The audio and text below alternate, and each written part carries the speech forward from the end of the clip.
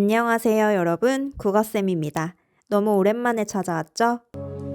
여러분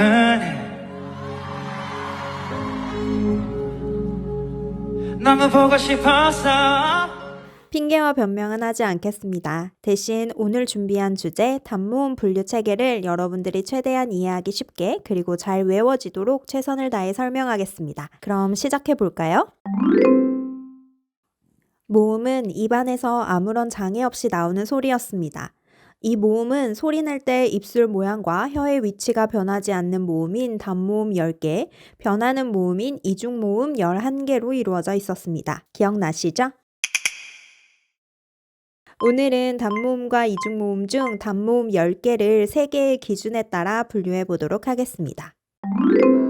오늘 쌤과 함께 공부할 단모음의 분류를 여러분들이 어렵게 느끼는 이유는 바로 단모음을 분류하는 이 3개의 기준 때문입니다. 이 기준에 낯선 한자어들이 나오니까 어렵게 느껴집니다.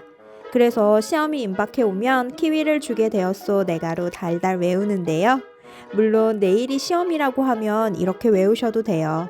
그렇지만 쌤 영상을 보고 있는 친구들은 마냥 외우지 말고 이해해서 쉽게 외워버리기로 해요. 자, 우리를 어렵게 하는 단모음 분류 기준 3개는 일단 입술 높이 최고여로 외워봅시다. 단모음 10개는 입술 모양, 혀의 높이, 혀의 최고점의 위치에 따라 분류할 수 있어요. 연습장에 적어볼까요? 입술 높이 최고여. 그럼 먼저 입술 높이 최고여에서 입술을 살펴볼게요. 입술 모양에 따라 평순모음과 원순모음이 있습니다. 아, 벌써 어렵죠, 여러분. 그러나 좌절 멈춰. 한자를 알면 쉬워요. 우리가 입술이 갈라지고 트면 그걸 구순염이라고 하거든요. 입구, 입술순, 입과 입술에 염증이 생기는 걸 말해요. 구순염에서 순은 입술을 의미해요. 평순모음, 원순모음이니까 입술 모양과 관련 있겠죠? 그렇다면 원순모음은 무슨 뜻일까요? 동그라미 원, 입술 순, 입술이 동그랗게 되는 모음이란 뜻이겠죠? 다시 말해 원순모음은 둥글 원의 입술 순, 둥근 입술 모양으로 발음하는 모음을 말합니다. 입술이 원이 된다고 생각하면 쉬워요. 그렇다면 화면에서 누가 원순모음을 발음하고 있을까요?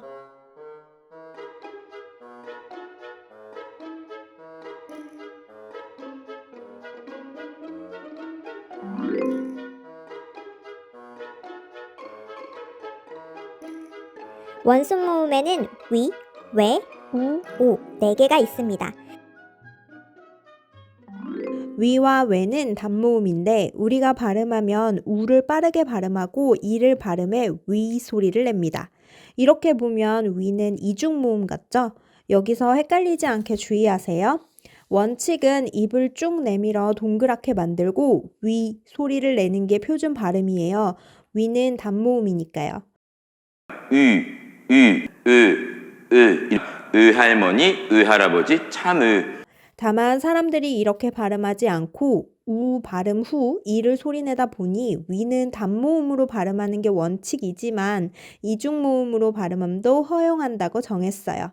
여기서 중요한 것은 위, 외는 일단 단모음이다.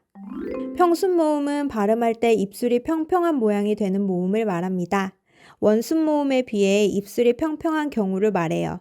이, 에, 아 이렇게 6개가 있어요.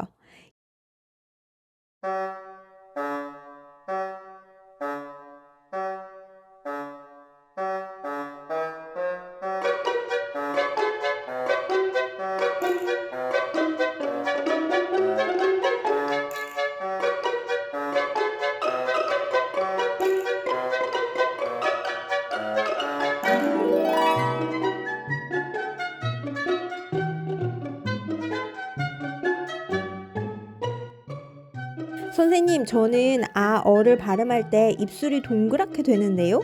라는 친구들이 있을 것 같아요. 물론 입술이 둥글다는 것은 주관적이기에 원순모음을 발음할 때 무조건 입술이 둥글다 라는 것을 의미하는 게 아니고 평순모음에 비해 입술이 앞으로 쭉 내밀어진다 라고 생각하면 될 것 같아요. 시험을 보다가 원순모음이 헷갈리면 모음을 발음했을 때 입술이 쭉 나온다고 생각하면 이건 원순모음 이렇게 문제를 풀면 되겠어요. 아, 어, 오, 우를 순서대로 발음하면 오부터 입술이 앞으로 쭉 내밀어지죠? 입술이 나온다면 혹은 동그랗게 원 모양이 된다면 원순 모음이다. 이렇게 기억을 해봅시다. 자, 단모음의 분류 기준 입술 높이 최고여에서 입술 모양을 살펴봤습니다. 이제 두 번째 높이를 살펴볼게요. 이때 높이는 혀의 높이입니다. 여러분, 혀는 아래 턱에 붙어 있죠? 우리가 입을 많이 벌리기 위해서는 위턱을 움직여야 할까요? 아래턱을 움직여야 할까요?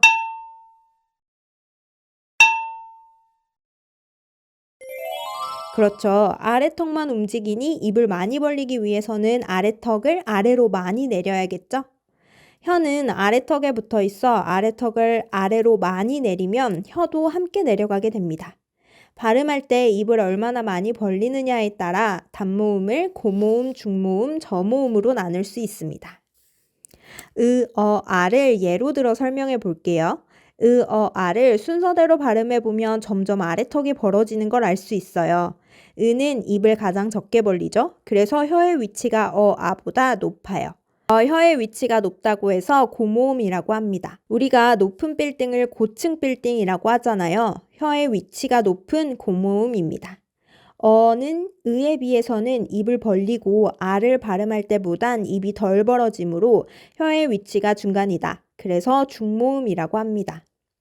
마지막으로 아는 입이 가장 많이 벌어지고 따라서 혀의 위치도 낮아지므로 저모음입니다. 에는 어떨까요? 으가 고모음, 어가 중모음, 아가 저모음이었으니 이가 고모음, 애가 중모음, 애가 저모음이겠죠? 단모음 10개 분류 기준 입술 높이 최고여에서 마지막 최고를 살펴볼게요. 혀의 최고점의 위치에 따라 단모음 10개를 전설모음, 후설모음으로 나눌 수 있습니다. 설은 혀를 말하는데요. 쉽게 말해 혀가 앞에 있니 뒤에 있니를 말합니다. 혀의 최고점은 혀의 가장 높은 부분을 말하고 모음을 말할 때 입천장을 기준으로 혀의 가장 높은 부분 최고점이 입술에 가까운 앞에 있느냐 아니면 목구멍과 가까운 뒤쪽에 있느냐에 따라 전설모음, 후설모음으로 나눈다는 것이죠. 혀의 최고점이 이해하기 어렵다면 쉽게 말해 혀가 앞에 오면 전설, 혀가 뒤쪽으로 가 있으면 후설로 기억해도 돼요. 이와 의를 번갈아 발음해 보면 그 차이를 알 수 있어요. 오는 후설모음이고요. 전설모음은 의를 세로로 세우면 오에 이를 하나씩 붙여주면 위가 완성되죠. 이 5가지가 전설모음이에요. 이렇게 단모음 10개를 3개의 분류 기준 입술 높이 최고요로 나누어 보았습니다.